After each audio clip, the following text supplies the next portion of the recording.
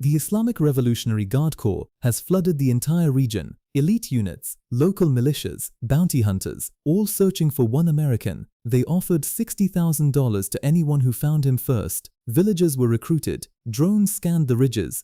The entire Black Mountain area was turned into a manhunt. But what happened over the next 48 hours would become one of the most extraordinary military operations in modern American history. And it would send a message to Iran, to the Gulf, and to the entire world that nobody could ignore. To understand why this rescue mattered so much, you first need to understand what happened on April 3, 2026. An F-15E Strike Eagle, one of the most advanced fighter jets in the world, was shot down by Iranian fire over the Zagros Mountains, near a remote area called Dashot, in Chahar Mahal and Bakhtiari province. The F-15E is not an easy aircraft to shoot down. It flies at speeds exceeding Mach 2, 5 pm. It carries advanced electronic warfare systems designed specifically to defeat surface-to-air missiles. For Iran to bring one down, something significant had to happen. Iran has spent 2 decades building one of the most layered air defense networks in the Middle East. Russian-supplied S-300 systems, domestically built Bavar 373 missiles, radar installations covering approach corridors from every direction. But here is the critical context. This shootdown happened on day 37 of Operation Epic Fury, an ongoing US military campaign that had already executed hundreds of strikes against Iranian targets. American B-52s and B-1B bombers had been systematically destroying Iran's military infrastructure, nuclear tunnel complexes, missile storage facilities, naval bases. Iran was absorbing punishment and looking for any way to strike back. The F-15E was almost certainly hit during a strike mission. Both crew members, the pilot and the weapons systems officer, a colonel, ejected successfully at high altitude over the mountains. At that altitude, mountain winds can push parachutes miles apart. The pilot landed in one location.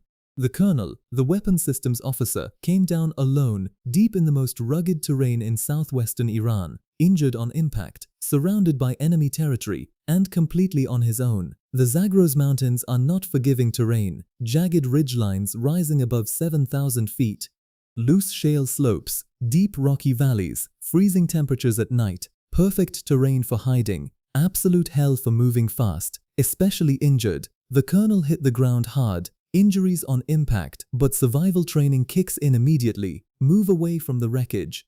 Break line of sight, get to high ground. Every US aircrew member goes through SEER training, survival, evasion, resistance, escape, months of preparation for exactly this scenario. And in those mountains, every second of that training was being used.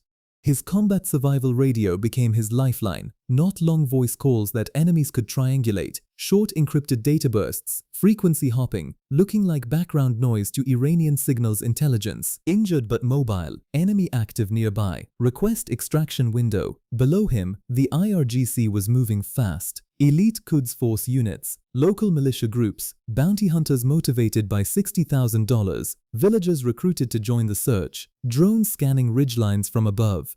For 48 hours, the colonel played the most dangerous game imaginable, motionless for hours when he heard IRGC vehicles in the valleys below, moving only at night, climbing higher when search parties got close, rationing water, managing injuries, staying mentally sharp in freezing darkness.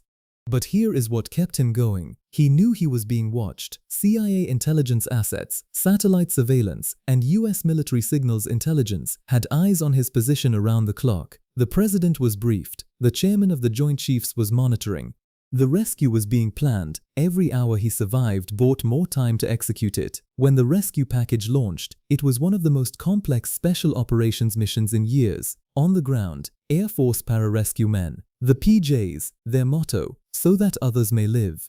Alongside them, operators from Delta Force, Navy Special Warfare Development Group, and Army Green Berets. In the air, the 160th Special Operations Aviation Regiment, the Night Stalkers, MH-6 Little Birds for fast insertion through tight mountain terrain, HH-60W Jolly Green helicopters for heavy combat rescue airlift, MC-130J Commando II transports for exfiltration from austere strips deep behind enemy lines. Overhead, A-110 Thunderbolts with their devastating GAU-8 cannons, MQ-9 Reaper drones providing real-time eyes on every IRGC position within kilometers.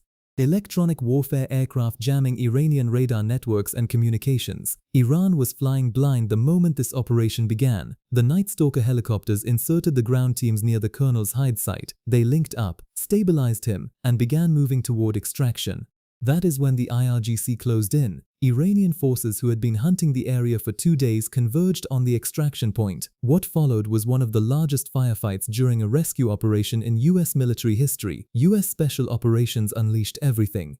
A-10s rolled in with close air support. Little Birds added rockets and minigun fire. The PJs and commandos held the perimeter, extracting the colonel under direct fire. MQ-9 Reapers struck Iranian forces who got within 3 kilometers of the airmen, but the extraction nearly went wrong. 2 MC-130J transports landed at the austere forward strip south of Isfahan. Their wheels sank into soft sand. No safe way out. Iranian forces were closing fast. The decision was made in seconds. US special operators rigged demolition charges and destroyed both aircraft in place. Burned-out Little Bird wrecks were left at the site as well. Deny Iran any technology. Deny Iran any propaganda win. Replacement aircraft came in, loaded the entire force. The colonel, injured but alive, was now in friendly airspace. No Americans killed. Mission complete. Now here is what the Western media largely missed about this operation. The rescue of the colonel was not just a military achievement. It was a strategic message, delivered directly to every power in the Middle East. Look at where this operation happened. South of Isfahan, near Iranian missile bases, near nuclear facilities. The most defended interior territory in the entire country. And US Special Operations Forces went in, fought, and came out on their own terms. The IRGC has spent decades building its reputation as an elite unconventional force. The guardians of the Islamic Revolution, feared across the region. They had 2 days, thousands of troops, drones, local informants, and a $60,000 bounty, and they still could not prevent the United States from walking into their territory and taking back their man. In Riyadh, Abu Dhabi, Doha, and Kuwait City, leaders were watching this operation very closely, and what they saw told them several things simultaneously. First, the United States has intelligence penetration inside Iran that is far deeper than Iran realizes. Tracking a single man in remote mountains for 48 hours requires assets on the ground, not just satellites. Second, US Special Operations can project force into the Iranian interior at will. If America can extract a colonel from south of Isfahan under fire, it can strike any target anywhere in Iran with the same capability. Third, Iran's much-feared IRGC was exposed as unable to prevent a deep penetration operation in its own heartland. For Gulf states who have lived under the shadow of Iranian military threats for decades, this was significant reassurance. Inside Iran, the story being told was very different. State media acknowledged the rescue but emphasized the 2 destroyed American aircraft and the burned-out helicopters left at the site. A narrative of partial victory. We made them pay a price. But the reality is clear. Iran lost equipment, personnel, and credibility. America lost 2 aircraft and brought its man home. In the arithmetic of this kind of conflict, that is not a draw. So what happens next? This operation changes the calculus on both sides, but in very different ways. For Iran, the pressure to respond is enormous. Allowing the US to operate this deeply inside Iranian territory without a visible counter-response damages the regime's credibility at home and with its remaining proxies in the region. Iran's most likely response will be indirect, accelerating proxy activity in Iraq and Syria. Harassment of Gulf shipping through asymmetric naval tactics, cyber operations against US and Gulf infrastructure, a direct military retaliation against US forces risks triggering a response Iran cannot absorb. For the United States, this operation demonstrated something important. The ability to operate inside Iran is real, not theoretical. Every Iranian commander now knows that no location inside their country is beyond American reach. For the Gulf states, the immediate calculation is stability.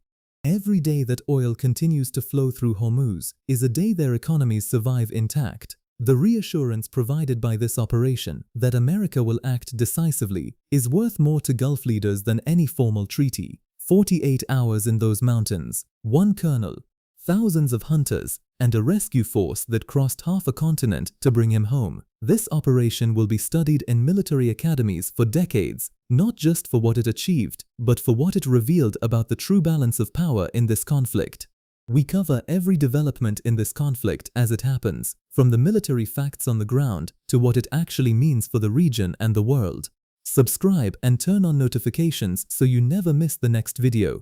And tell us in the comments, do you think Iran will retaliate directly or stay indirect?